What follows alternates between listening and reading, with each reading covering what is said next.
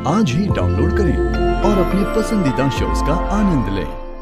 मुझे आशीष से अकेले में बात करनी है।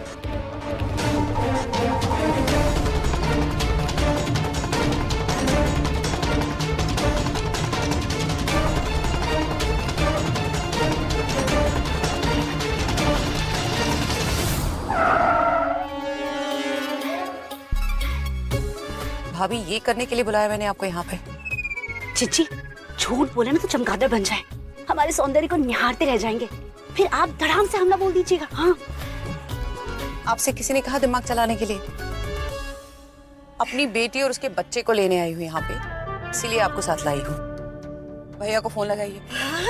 अभी लगाते हैं। पूछिए जरा कब तक आ रहे हैं अपनी टीम के साथ।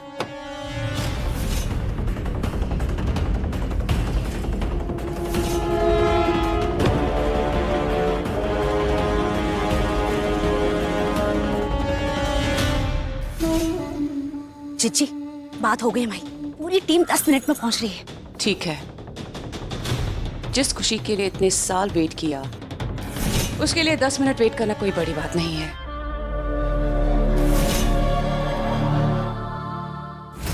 तुमने वादा किया था आशीष कि सारांश जी की इमोशंस का सबूत ला कर दोगे, लेकिन उससे पहले ही मुझे उनके सच का सबूत मिल चुका है।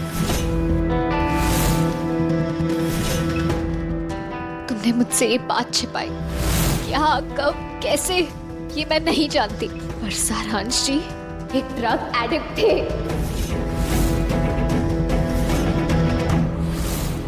तुम ये बात जानते थे और तुमने ये बात मुझसे छुपाई।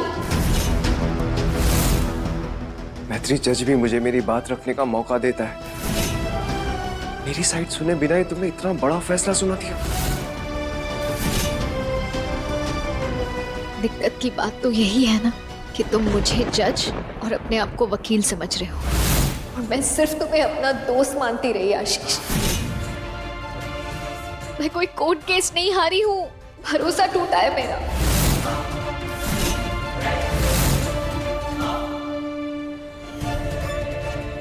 खुश थे मैं और नंदू, हमारी जिंदगी में किसी तीसरे दोस्त की जरूरत नहीं थी। फिर तुम उसकी जिंदगी में आए, मैंने तुम्हें भी अपनाया। जो नंदू का दर्जा था वही दर्जा तुम्हें भी दिया। तुमने कहा सारांश जी से शादी कर लो, मैंने शादी कर ली क्योंकि मैं अपने दोस्त पर भरोसा कर रही थी। और तुमने क्या किया? धोखा दिया मुझे। और धोखे की खासियत यही होती है आशीष तिवारी, सिर्फ वही अपना ही दे सकता है।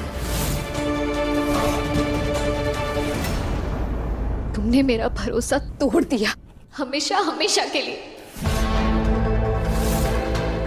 मैत्री, तुम गलत समझ रही हो। वसुंधरा राठौड़ यही तो चाहती हैं। उन्हें पता है कि सारांश इस दुनिया में नहीं रहा तो अपनी सफाई कैसे देगा। नंदू कोमा में है तो मेरी तरफ से तुम्हें कौन समझाएगा। इसलिए तुम्हें और अंकल आंटी को मेरे खिलाफ भड़का रही है। This is just not fair. Fair Ashish, fair unfair, सही गलत, ये मुझसे ज्यादा और अच्छे से कौन समझ सकता है। शादी करते ही दूसरे दिन मैं विधवा हो गई। मेरी दोस्त जिसे मैं जान से भी ज्यादा प्यार करती हूँ वो कोमा में पड़ी। मेरी जिंदगी शुरू होने से पहले ही थम गई। वो अनफेयर तो मेरे साथ हुआ ना, गलत तो मेरे साथ हुआ ना। मैत्री, तुम्हारे ऊपर क्या बीत रही है मैं समझ रहा हूं। एंड ट्रस्ट में, अगर जिंदगी में तुम्हें कोई आगे बढ़ते हुए देखना चाहता है तो वो मैं हूं मैत्री। हाँ, मुझे अफसोस है और गिल्ट भी है कि मैंने तुम्हारी शादी सारांश से करवाई, लेकिन इसलिए नहीं कि मेरा भाई ड्रग एडिक्ट था, क्योंकि मैं जानता हूं वो नहीं था। बुरा इस बात का लग रहा है कि उसके जाने के बाद तुम अकेली पड़ गई। जाने वाले को कोई नहीं रोक सकता, बस ट्रेजेडी का असर तुम पर पड़ा है मैत्री। लेकिन इसका भी मतलब ये नहीं है कि मेरे भाई के बारे में कोई कुछ भी बोलेगा मैं मान लूंगा। मैंने तुम्हें धोखा नहीं दिया मैत्री। तुम सोच भी कैसे सकती हो कि मैं तुम्हें धोखा दूंगा? हाँ, इस वक्त मेरे पास कोई सबूत नहीं है खुद को सही साबित करने के लिए, पर तुम्हें यकीन दिलाने के लिए सिर्फ तुम्हारे लिए मैत्री, मैं अपने बीवी और बच्चे की कसम खाने के लिए तैयार हूं। मैं कसम खा...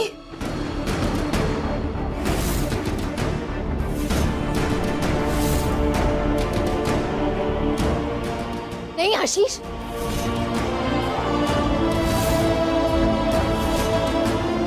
नहीं।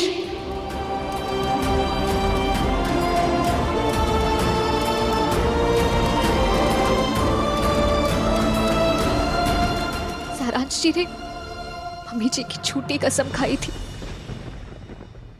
मैं तुम्हें नंदू और उसके बच्चे की झूठी कसम नहीं खाने दूंगी। नहीं।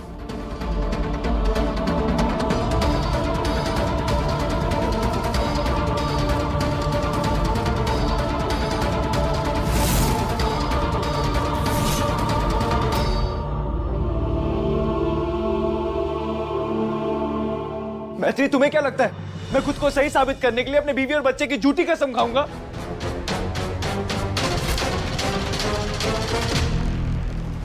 हमारे पालक की 13वीं में इसका परिवार तांडव का मचा रहा है।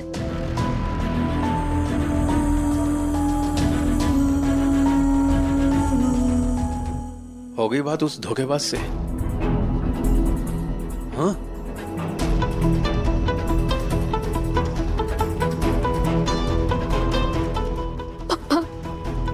आशीष ने दोस्ती में धोखा दिया है मुझे,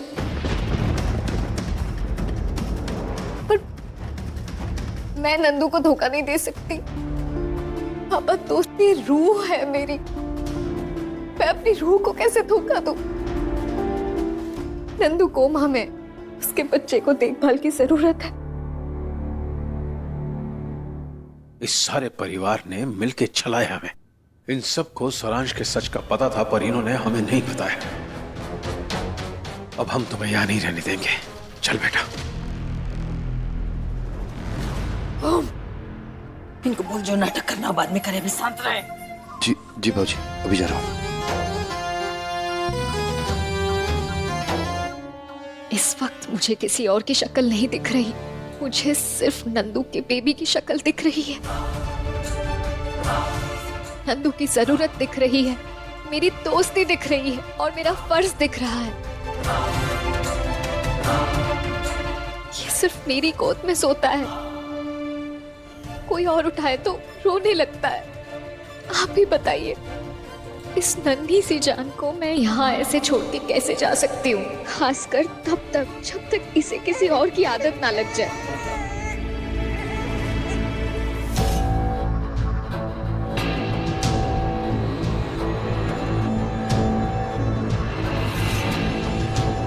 अंकल। आशीष,